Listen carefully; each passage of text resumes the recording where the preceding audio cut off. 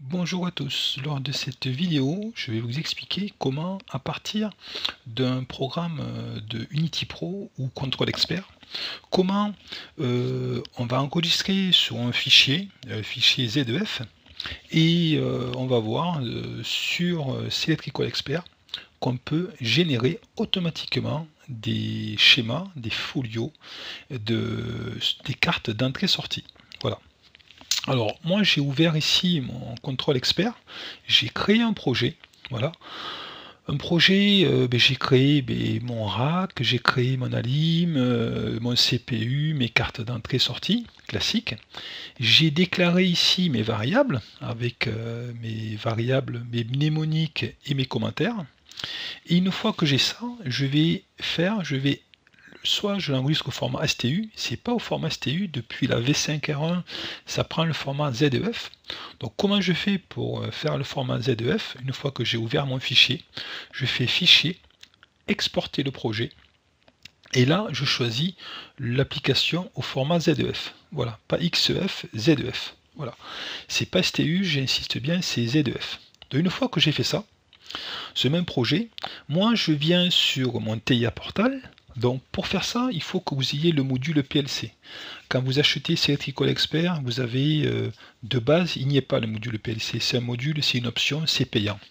Donc pour aller ce module PLC, je fais traitement et je vais assistant pour entrée-sortie automate. Donc je suis ici dans mon assistant qui est payant, je rappelle. Ensuite ici vous avez vous allez à fichier et là je vais importer une configuration automate. Ici on retrouve les plus grands constructeurs. Nous on est ici pour du Siemens, du Schneider, pardon, import Schneider, ZEF ici, le fichier. Je prends celui-là, je vais chercher tout simplement mon fichier qui est ici. Alors j'en avais fait deux, bon allez je prends celui-ci. Et je prends le premier, peu importe. Et là ici je fais OK, tout simplement. Vous voyez, c'est pas. Ici il y a un automate, je le remplace, l'automate existant. Et on va générer donc les cartes, vous allez voir, ça va générer les cartes tout seul. Donc ça y est, c'est déjà fini. Ça dépend du PC. Ici j'ai mon rack avec 4 emplacements. Ici il y a une couleur rouge, faut pas s'inquiéter. Et ici vous avez mon alim, mon CPU, comme je viens de vous faire voir. Ici vous avez mes entrées et mes sorties. Alors on peut voir ici les mnémoniques qui ont été saisies. Voilà. Flanc desserré E1 et 0. Et si je viens ici, forcément, ça va correspondre flanc desserré E1 et 0. Vous voyez, tout ce qui est là, automatiquement, c'est revenu, c'est venu ici.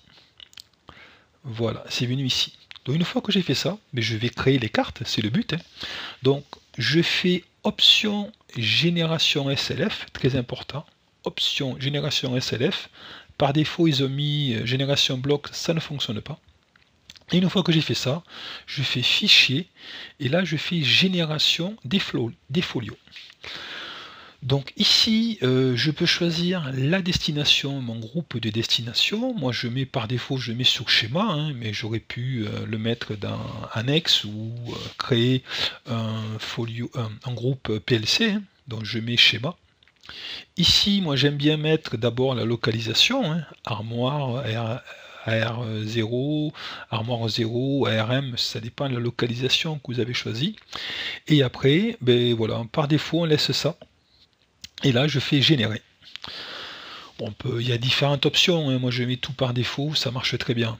Une fois que j'ai fait ça, voilà, je suis là, et là vous allez voir, j'ai mon automate, j'ai mon M340. Ici, on voit module 1, ici, il y a un petit décalage. Module 1, en fait, c'est le détail de mon alimentation, là, module 1. Donc, on rentre en 230 volts, ouais, et on sort en 24 volts. Et après, module 2, ça, c'est ma CPU et ma carte de communication, ici, que j'ai ici. J'ai le détail qui est là, module 2, ici. On le retrouve ici, module 2. Ça, c'est les détails de ma carte de communication. Ethernet RS 232 485. Et j'ai mes différentes cartes, module 3, module 4, module 5, c'est mes cartes d'entrée-sortie que je retrouve ici. Vous Voilà, mes entrées sont ici, bien évidemment, avec la mnémonique que j'ai mis ici. Voilà, on va commencer par celle-là. Ici, la mnémonique que j'avais mis là-haut, voilà, on parlait tout à l'heure, flanc desserré, je l'ai ici, et en bas, j'ai mon entrée I0 1.0, ouais, c'est normal, c'est le rack 0 et l'emplacement 1, donc il n'y a pas d'erreur. Forcément, ça vient de contrôle expert. Donc voilà, ça fait gagner pas mal de temps. J'ai mes différentes cartes ici. J'ai ma carte module 3 qui n'est pas finie. Hein, vous voyez ici, là, elle n'est pas terminée. Donc la suite, il y a des pointillés ici. La suite, elle se trouve là. Voilà. La suite est là, voilà, c'est la continuité. Et là, ma carte module 3 est finie. Ma carte d'entrée est finie. On a une autre carte d'entrée. Ici, première partie, deuxième partie. Et après, on a la carte de sortie. Alors, la carte de sortie, il y a toujours, même un V5R2, ce bug là d'affichage, bug d'affichage de génération, hein, plutôt. Ici, vous voyez, normalement, le 9 est relié là, quoi. Voilà, le 9 et le 10 sont reliés. Là, il faut relier un trait de là à là. Alors, pour relier un trait, la seule solution qu'on a, c'est dessiner un dessin. C'est pas un conducteur, un dessin. Je prends un trait ici, je choisis ma couleur, je prends un trait moyen ici, et après je dessine un trait de là à là, quoi. Voilà, c'est pas, il n'y a pas d'autre solution, hein. C'est uniquement ça. Je fais un trait de là à ici. Voilà, j'ai touché là-haut, hein, j'ai pris le pas utilisateur, hein, pour pas faire n'importe où. Donc voilà, vous voyez, le gain de temps est énorme. Donc à partir d'un fichier ZDF, on peut réussir à créer des folios de cartes d'entrée-sortie d'automate.